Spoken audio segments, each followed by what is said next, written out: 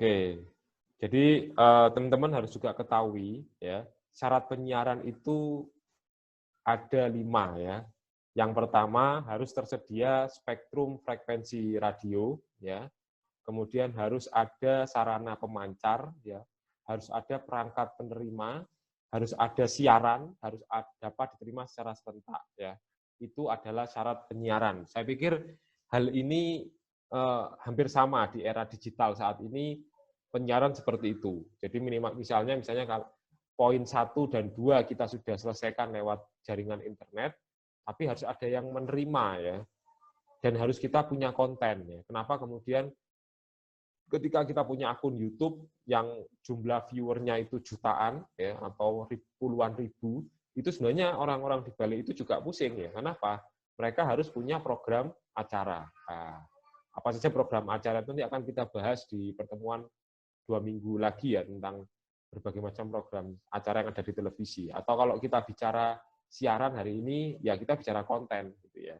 Bagaimana sebenarnya itu. Jadi kalau ini syarat penyiaran dalam konteks radio dan televisi ya. Nah, ini spektrum frekuensi radio. Jadi kalau kita bicara, wah ada spektrum, ada frekuensi radio, itu adalah kumpulan pita frekuensi radio yang berbentuk gelombang elektromagnetik serta memiliki lebar tertentu. Ya, itu jadi ini teknis ya. Ini pengetahuan saja untuk Anda, seandainya Anda nanti terjun ke dunia praktis di penyiaran. Kemudian ada gelombang yang namanya gelombang elektromagnetik. Itu gelombang yang dapat membawa pesan berupa sinyal gambar dan suara yang memiliki sifat dapat mengarungi udara dalam kecepatan tinggi, sangat tinggi, sehingga pada dasarnya dapat dipancarkan kemana saja. Kecepatannya di ruang hampa adalah 300.000 km per detik. Nah, jadi kalau dulu teman-teman sempat bertanya-tanya gitu ya, kenapa ya kok siaran itu bisa ditangkap dengan antena gitu ya misalnya. Kenapa ya kok enggak, kalau sekarang kan jelas ada, kalau kita bicara TV kabel kan sudah jelas TV kabelnya. Tapi dulu kita bisa bayangkan waktu kecil, kok ini anten UHF atau anten parabola ini bisa menerima siaran ya?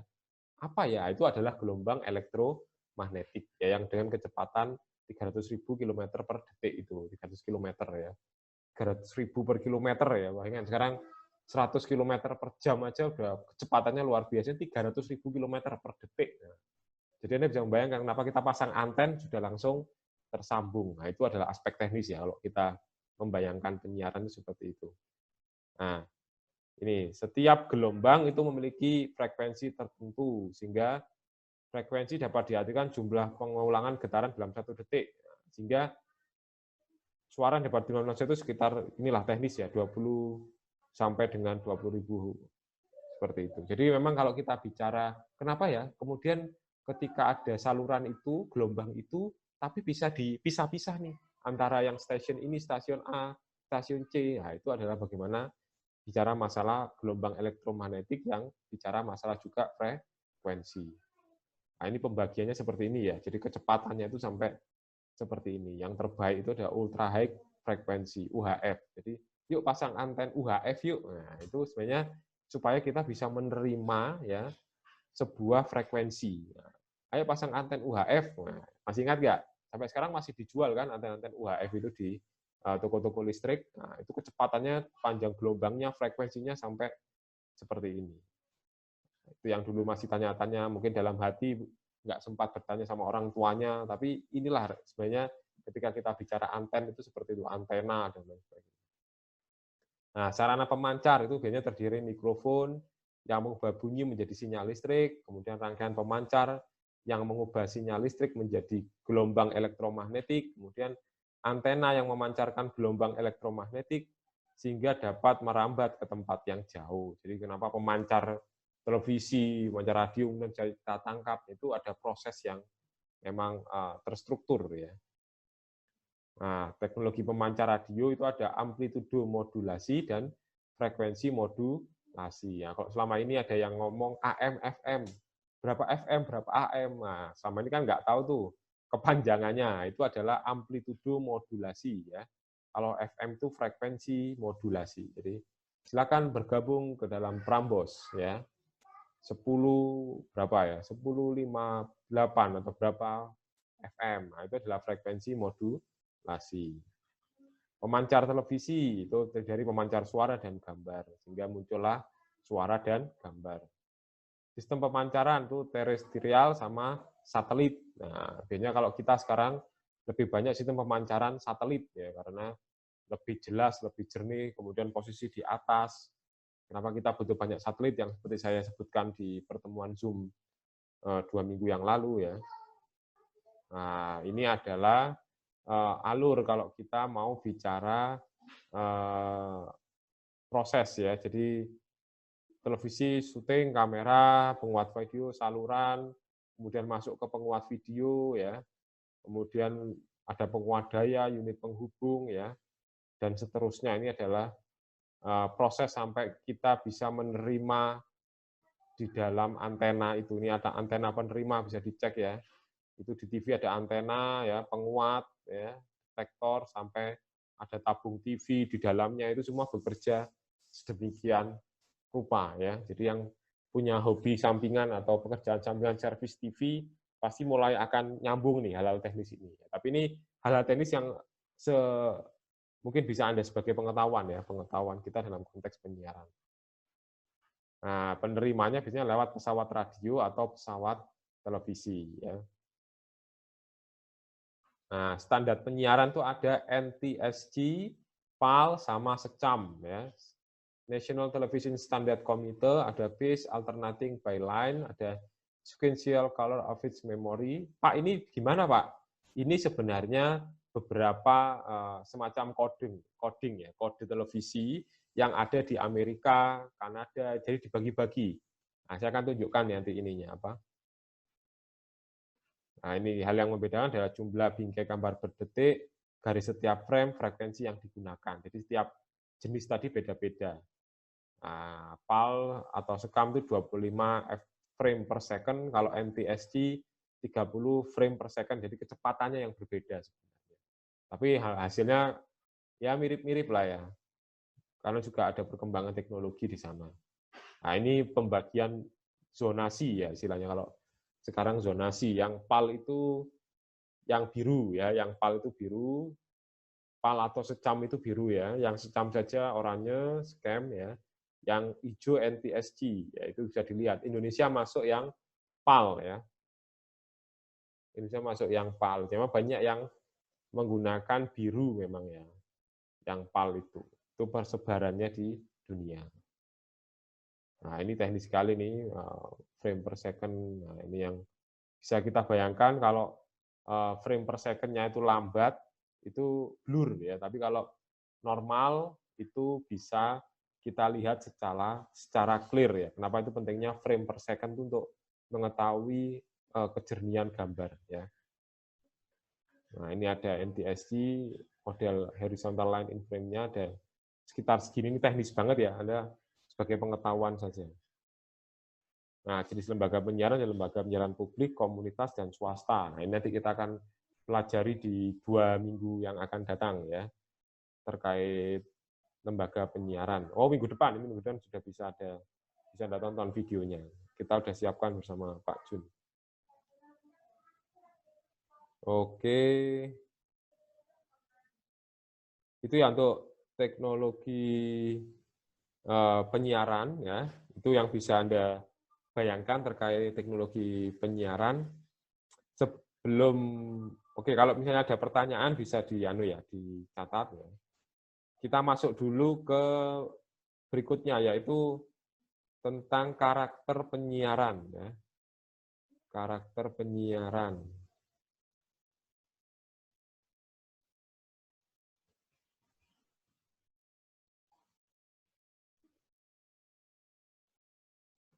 Karakter penyiaran ada 5 aspek dalam penyelenggaraan penyiaran ya. Jadi Anda harus tahu terkait penyiaran itu pasti seperti ini aspek-aspeknya. Di dalamnya pasti ada regulasi ya. Bagaimana operasionalisasinya. Kita juga bicara komunikasi massa, ada juga organisasi dan juga teknologi itu sendiri ya. Jadi inilah yang kita bicarakan ketika kita membahas penyiaran di Indonesia. Jadi apakah kita membahas aspek regulasinya, komunikasi massa, organisasi, teknologi, atau operasionalnya. Oke, itu ya. Oke, kita bicara komunikasi massa. Jadi memang kajian komunikasi massa itu banyak terkait tentang kajian penyiaran, seperti efek media, isi media, audiens media, gitu ya. Kemudian organisasi atau kelembagaan itu kita akan bicara juga SDM ya. Sehingga banyak penelitian-penelitian itu yang akan bicara masalah organisasinya, regulasinya, teknologinya. Itu riset-risetnya nanti banyak bicara di sana. Nah, itu perlu ada proses manajer yang proses perencanaan. Nah, sehingga ada juga riset terkait manajemen media. Nah, itu biasanya dia bicara tentang kelembagaan dari media itu. Dia teliti itu bagaimana perencanaannya seperti apa, organizing-nya seperti apa, pelaksanaannya seperti apa, dan pengendalian proses produksinya seperti apa. Gitu. Itu adalah hal-hal yang terkait dengan POAC. Ya. Jadi kita harus bicara manajemen media itu bisa sukses kalau kita antara programming, organizing, actuating, sampai controlling, itu bagus. Ya.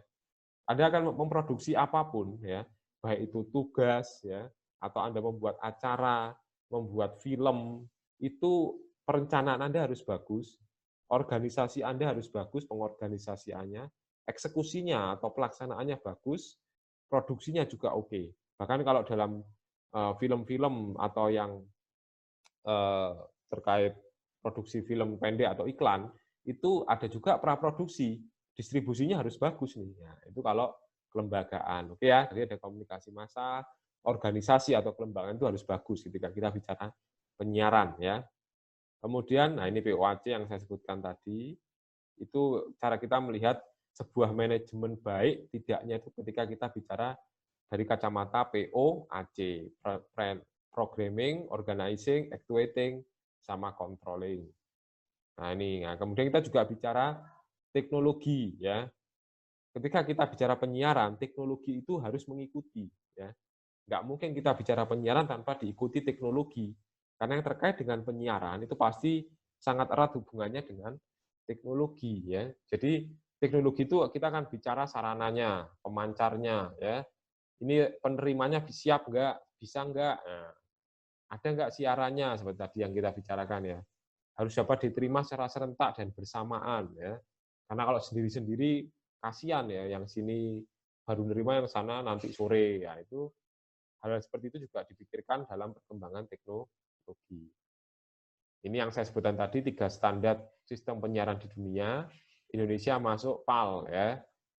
Tapi juga ada NTSC, SECAM, dan lain sebagainya. Kalau ada yang pernah keluar negeri, Pak, kok siaran di Amerika itu memang agak beda, Pak. Cara apa ini ya? Ya memang sistem standarnya memang berbeda. Operasional. Nah, dalam masa operasional itu bicara juga bicara programming ya, peralatan. Juga kita bicara bagaimana pengorganisasian ya. Hariannya seperti apa, mingguannya seperti apa, bulanannya seperti apa. Itu kalau radio misalnya atau televisi. Sehingga memang ya kalau yang belum menjalani ya kelihatan wah ini berat memang ya. Jadi mulai pagi sampai apalagi sampai malam ya, apalagi stasiun-stasiun televisi yang itu 24 jam gitu. Ya kalau mau gampang ya tinggal siaran ulang ya, diputar beberapa video yang sudah tampil. Tapi itu kan pasti tidak akan ditonton maksimal oleh viewer atau pemirsa. Yang bagus kan yang fresh, yang memang kekinian. Nah, itu kalau terkait operasional dari sebuah penyiaran. Nah, regulasi, jadi yang harus diketahui, nanti kita juga bisa sama-sama baca terkait Undang-Undang Nomor 32 tahun 2002 itu, bahwa ketika kita bicara penyiaran, ada 2 regulasi yang bisa membackup kita dan jadi rujukan kita, yaitu regulasi tentang penyiaran tentang Undang-Undang Nomor 32 tahun 2002 dan PPP SPS ya, Pedoman Perilaku Penyiaran Standar Program Siaran. Ya, ini yang kemudian dijadikan acuan KPI untuk menegur stasiun televisi atau lembaga penyiaran yang melakukan hal-hal yang menyimpang dari aturan-aturan yang berlaku di sini. Gitu, teman-teman. Itu ya.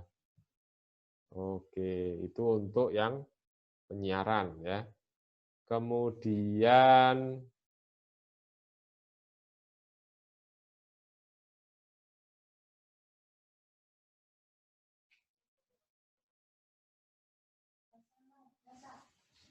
berikutnya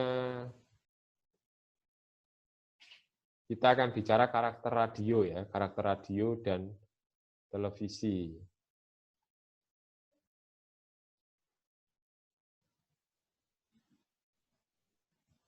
Saya pikir kemarin teman-teman juga mulai memahami ya karakter radio dan